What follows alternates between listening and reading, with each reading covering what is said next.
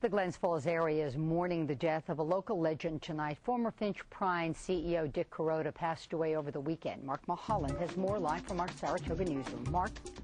Well, Benita, Dick Carota's story begins with sweeping out rail cars for $1.35 an hour and ends with him fondly remembered as the company's CEO. It's a story that Horatio Alger could have written. An 18-year-old down on his luck and out of money takes a job sweeping out rail cars at the local paper mill. The 18-year-old was Dick Carota, and the paper mill was Finch Paper in Glens Falls.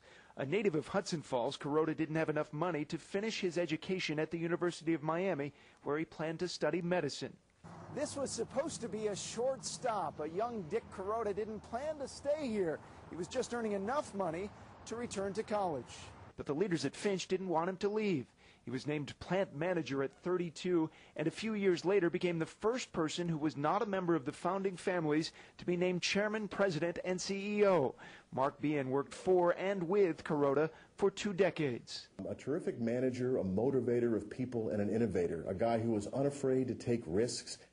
Carota's gruff exterior made him a force in paper manufacturing. He was named National Executive of the Year and guided the company through an unprecedented downturn in the industry. But as a Finch board member and friend, Dave Kruzalnicki saw another side of Carota. He was also a lot of teddy bear inside him, too. He had a great sense of humor.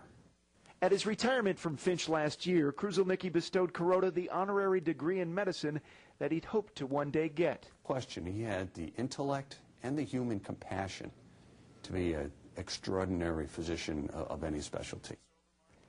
Kruzalnicki says in addition to directing large company contributions to the hospital and elsewhere, Carota would anonymously give large personal donations to organizations in need.